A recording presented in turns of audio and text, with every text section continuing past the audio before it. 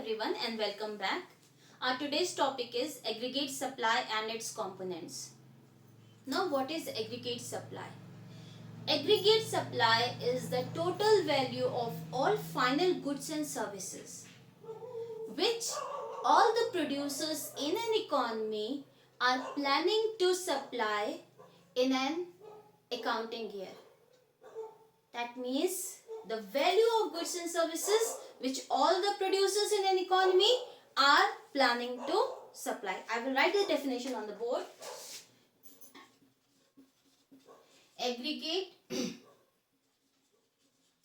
supply, and we will denote aggregate supply as AS, is the money value of all final goods and services. So it is the money value of all final goods and services which all the producers in an economy are planning to supply. So make sure it is planning or willing. They have not produced it yet, but they are planning or willing to supply. We can also write it as willing to supply in a specific time period, which is usually a accounting year. In a specific time period. So what is clear? Now we will try to understand this definition. So this is the value of, what is it? Money value of all final goods and services. Now these goods and services are produced in an economy. Suppose this is an economy. And in this economy there are various industries. Various industries like iron and steel industry. Suppose one industry is iron and steel. Next industry is textile industry. Then petroleum industry. And in the same way there are hundreds of industries in the economy. Now in each and every industry there are hundreds and thousands of firms. If you take the textile industry, there are thousands of firms in the textile industry, and all these firms belonging to all these industries collectively produce goods and services. All these firms in all these industries produce goods and services. So all the firms in the economy produce goods and services, and the value of summation of the value of these goods and services is known as aggregate supply. So the aggregate supply is the money value of, this is the money value. Which value is? It is money value of, that means it is given in the rupee terms. So money value of all goods and services which all the producers in an economy. So this is the economy, and in which all the producers are producing goods and services, are planning to supply in a specific time period, usually an accounting year. So it is clear, aggregate supply is the total value of goods and services which all the producers are planning to supply. Now aggregate supply or AS is equal to national income. How? Now what happens when these goods and services are produced? They are sold in the market. Now producers will get money by selling these goods and services. They will get money in exchange for these goods and services. Now by using this money they will make payments to the factor of production. So the money which is received by the producers will be distributed among the factors of production. Now we have already learned about 4 factors of production. So the value, the receipts from the sale of goods and services is distributed among factors of production.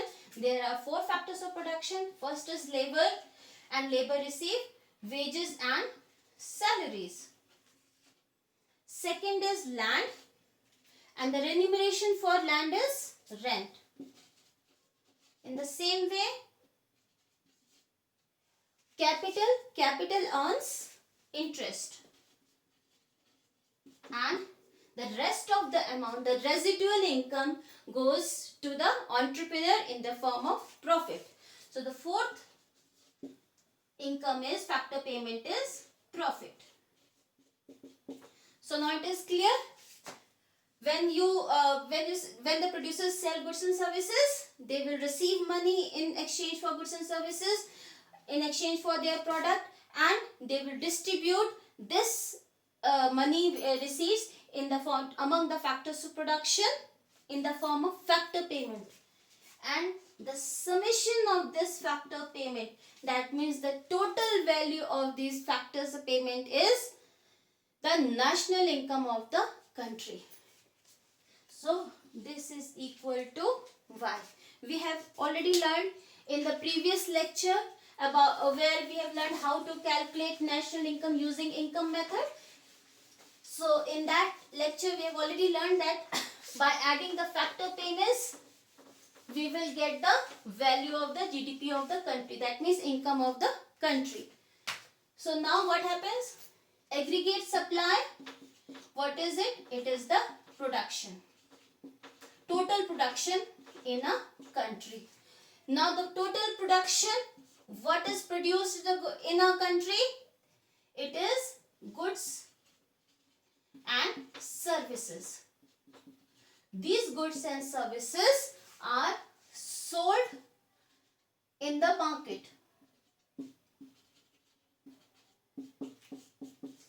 And producers receive money in exchange for these goods and services. So they receive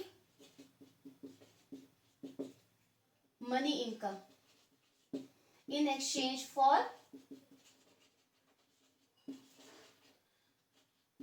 goods and services.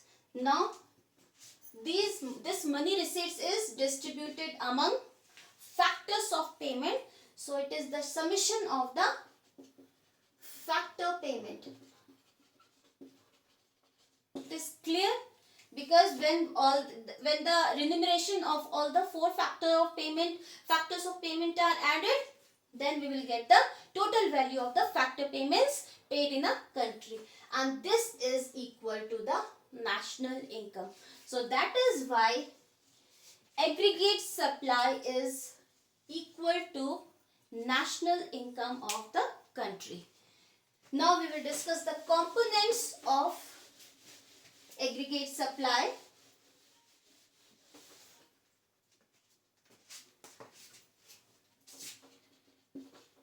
Components of aggregate supply.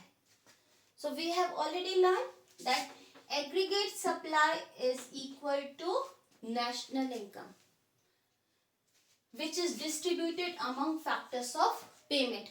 Now, if I receive my salary, what will I do with the income which I have earned? I will first of all pay the rent of my house. I will buy ration. I will buy the petrol for my car or bike. So what all these expenses or all these expenditure which I am making comes under the category of consumption. So we will denote it as C. Now, some of the income I will save. That means there is some fraction of the income which I will not consume. Rather, I will save it to secure my future. So that is known as saving. So there are 2 components of aggregate supply. So first is consumption, expenditure, which we spend on buying goods and services. Second component is saving, and saving is that part of the income which is not consumed. So aggregate supply is the total value of goods and services. Aggregate supply is equal to national income, and national income is either consumed or saved. So that is why the two components of aggregate supply are consumption and savings, because national income is either consumed or saved. Now we can understand the concept of aggregate supply with the help of a schedule and diagram. So what is the schedule? Schedule is the of aggregate supply is the aggregate is the table which reflecting or representing the aggregate supply at various level of income. So we'll make a schedule. Since schedule shows aggregate supply at various level of income, so first of all we will write various level of income. It is the same table which we have used in previous classes also. Income level 0, 100, 200, 300, 400, 500, and we will take up to 600.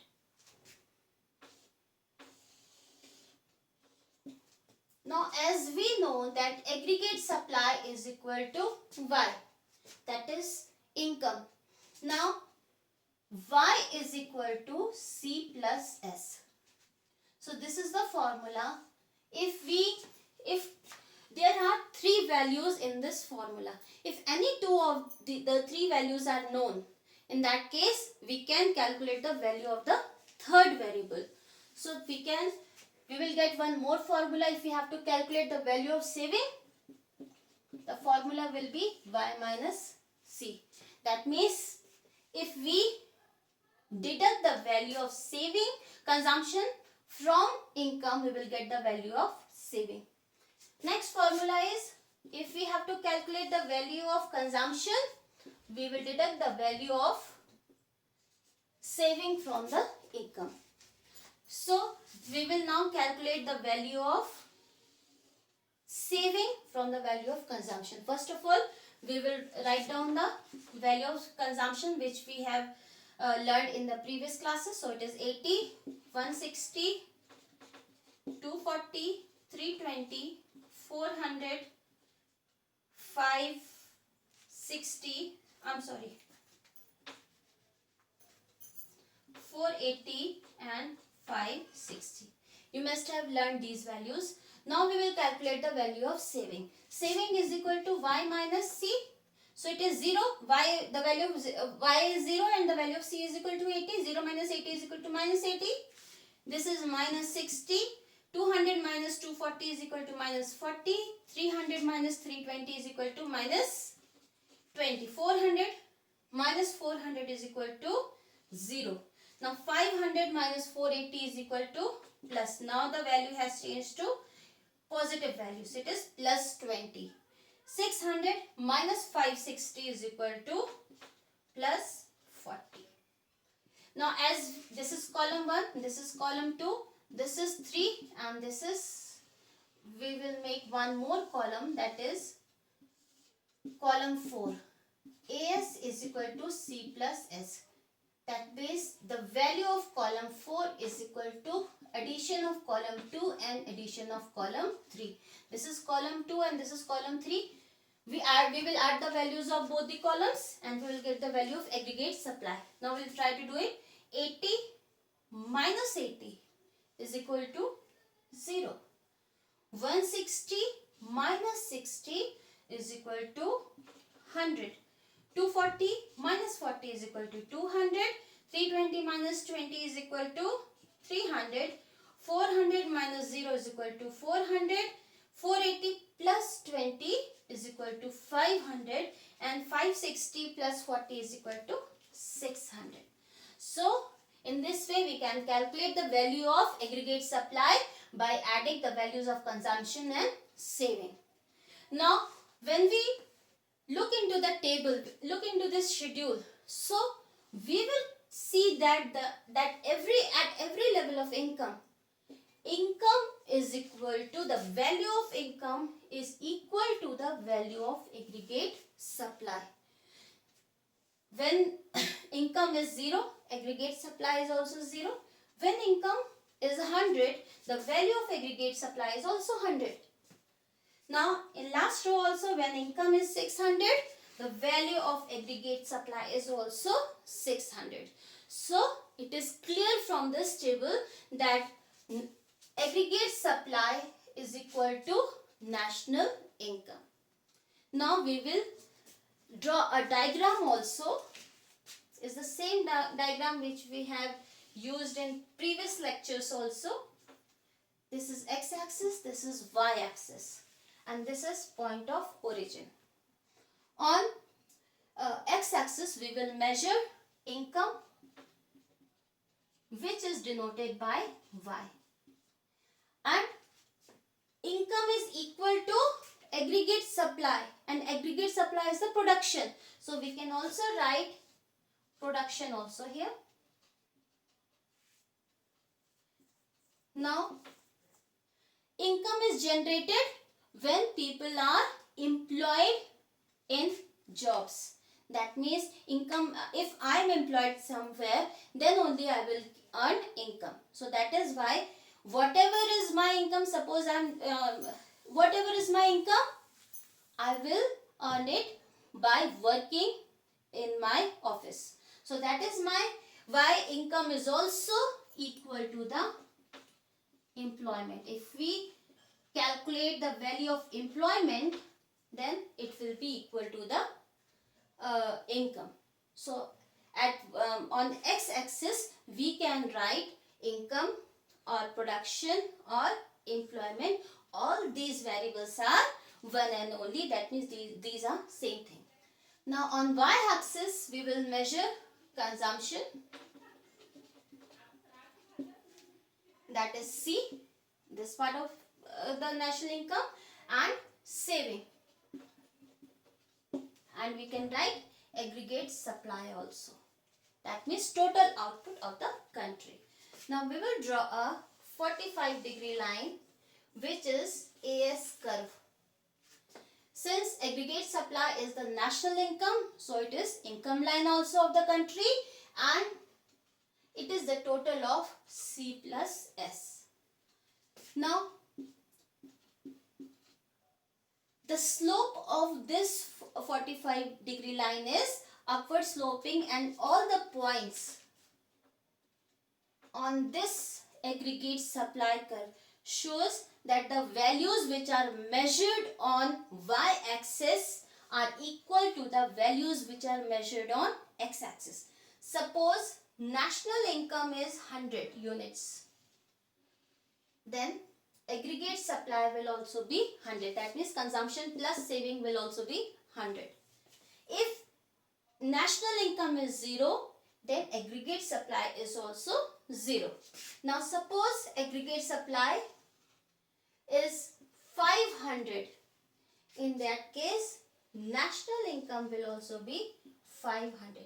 That means on any point on this on this income curve or aggregate supply curve, all the points show that aggregate supply equals national income, and that is why it is depicted by 45-degree line, which shows the value at y-axis and value on x-axis are equal. Because this distance, suppose this is point A and this is point M and this is point Y. Now the distance between M and A is equal to the distance between AY. So the distance between MA is equal to distance between AY. AY is the aggregate supply and MA is equal to income. So on all the points on this income curve, value of income is equal to aggregate supply, and the slope of this curve is equal to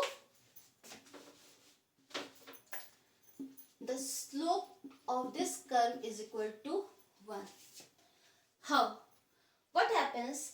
The slope of any curve measures the change, or it shows the change, the ratio of the variable change in variable which is measured on y-axis to the variable which is measured on x-axis. What is slope? How do we calculate it?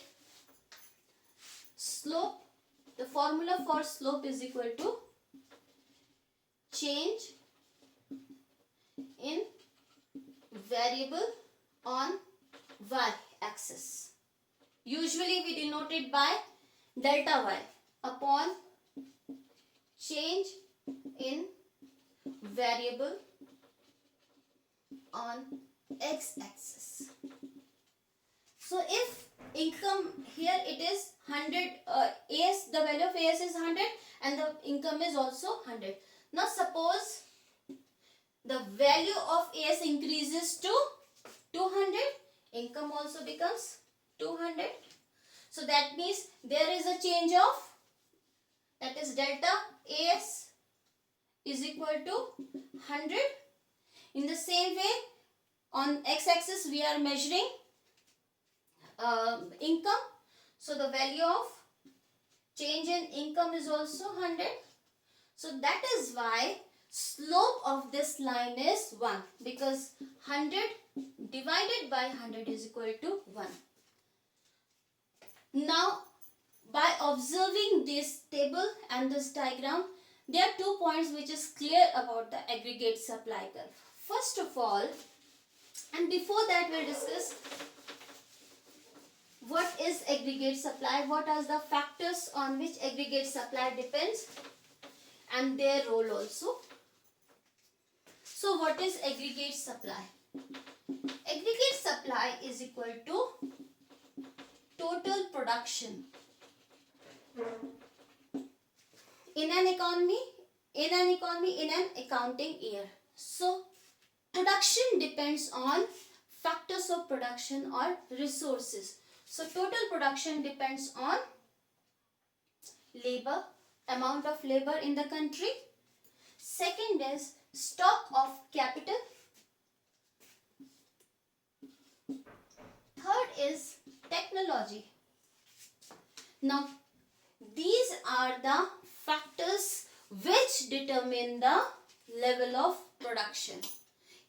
If there is population size is more, in that case larger the size of the population, larger will be the production. In the same way, if there is the stock of capital in the country increases, in that case production will also increase. If there is an improvement in the technology in a country, in that case improvement in technology will also improve the level of production. So that is why production is dependent on these factors. And since production is aggregate supply, so aggregate supply also depends on these factors. But in Keynesian theory, aggregate supply curve is a short run supply curve. So AS is the short run, because Keynes says that in long run we all are dead. So he has given his theory for the short run, and in short run this technology cannot be changed. So there is a bar on the T. That means it shows that level of technology is constant, it is not changing. In the same way, stock of capital. In short run, you cannot increase the stock of capital. So this is also constant. So it also cannot affect the level of aggregate supply. And in short run, size of the population is also constant. So in that case, amount of labor is also constant. That is why in short run, aggregate supply cannot be increased by using these resources. And in Keynesian short run, price level or price is also constant. So now, what affects aggregate supply? What determines the level of aggregate supply in an economy? So first of all, I'll draw the diagram again.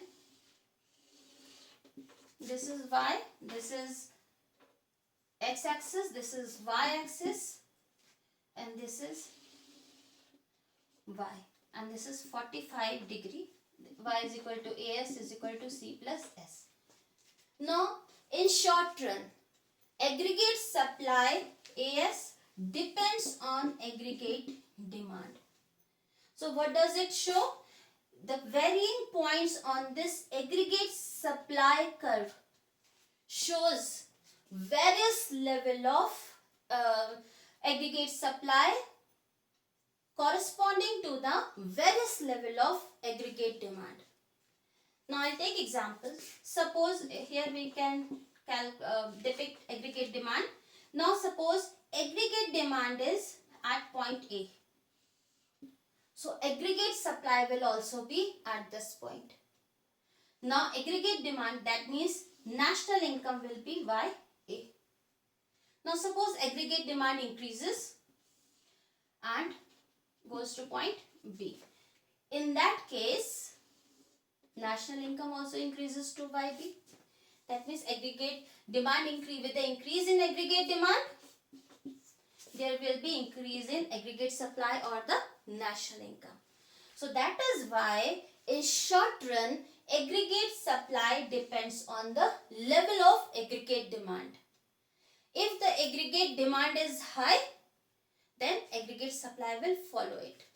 And if aggregate demand is low, then also aggregate supply will follow it. Now if aggregate demand is at 600, then aggregate supply will be also at 600. Now if aggregate demand decreases to 400, national income will also decrease to 400.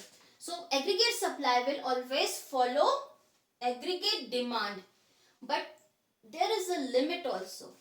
Since these resources are fixed in the short run, in that case the increase in aggregate supply is possible only up to a level. And what is that level? Only up to that level till all the resources are fully utilized. And I will draw a straight line from here. This is the supply curve and we can write it as here. Now this is the point of full employment level.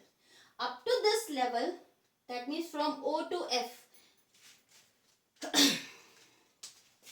from O to F, supply is elastic.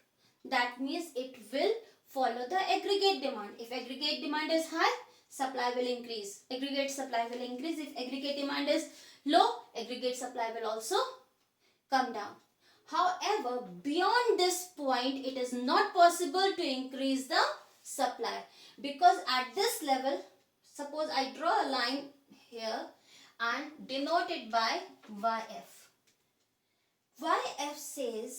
YF means that the full employment level of income. Full employment level of income means when all the resources which are available in an economy are fully and efficiently utilized. So from OYF, this is the limit. Up to this limit, aggregate supply depends on aggregate demand. And beyond this limit, aggregate supply cannot be increased, only price level will increase. You take an example. Suppose there is a village and the population of this village is 100. There are 100 people who are residing in this village and all of them are of working age. That means all of them belongs to the working population. In that case, suppose there is a demand AD for wheat is equal to 1000 kg. Now what will happen? Some of the people from this working population will start working. Suppose 50 people will start working and they will grow 1000 kg of wheat. So aggregate demand is 1000 kg and 50 people will supply or produce 1000 kg of wheat. So when the demand is equal to 1000 kg, the supply is also equal to 1000 kg. Now suppose demand, aggregate demand, I will denote it by AD1. AD1 increases to 2000 kg. Now 2000 kg. Now what will happen? 50 people are already working. Now they will require more labor to increase the level of production. In that case, 50 were already working plus 50, that is 100, is equal to 100. Now the total working population available in that village will start working and they will supply wheat, that is 2000 kg of wheat. Now how many people are working? 100. That means the resources which are available in this village are fully utilized, and aggregate demand equals aggregate supply. Again, suppose demand again increases to 3000 kg. Aggregate demand to AD2 is 3000 kg. Now it is not possible to increase the supply beyond 2000 kg. At this level, aggregate supply will be 2000 kg because this is the maximum limit when all the resources in the village are already utilized. So in this case, the aggregate demand is greater than AD is greater than aggregate supply, and it will cause inflation or price rise because now it is not possible to increase the aggregate supply. So there are 2 points clear. First of all, aggregate supply depends upon aggregate supply demand up to the level of full employment, and beyond full employment it is not possible to increase the aggregate supply. So aggregate supply is elastic up to the point of full employment. And the second is aggregate supply is the national income of the country. As we have already learned in previous lectures, when we calculate aggregate GDP using the production method or the value added method, which is equal to the value which is calculated, value of GDP which is calculated using income method. So that is why aggregate supply equals national income. So value added method and income method, both these methods, when we calculate the value of GDP, we will get the same answer. So that is why aggregate supply equals the national income of the country. So that's all for today. In tomorrow's class, we will learn about the saving function. Thank you so much.